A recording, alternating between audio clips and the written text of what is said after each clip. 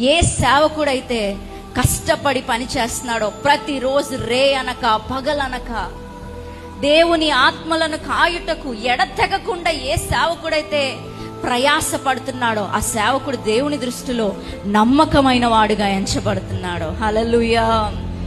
ఈరోజు దేవునికి గొప్ప సేవకులు అక్కర్లేదు, ఫేమస్ కలిగిన సేవకులు అక్కర్లేదు. దేవునికి కావాల్సిన సేవకుడు ఎవరంటే నమ్మకమైన వాడు కావాలి దేవునికి.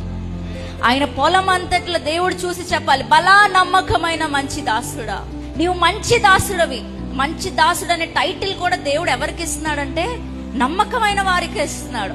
దేవుని సేవని నమ్మకంగా చేయాలి. హల్లెలూయా. ప్రతిరోజు సువార్త ప్రకటించాలి. ప్రతిరోజు మీ గ్రామంలో మీ యొక్క సంఘం ద్వారా సువార్త జరగాలి.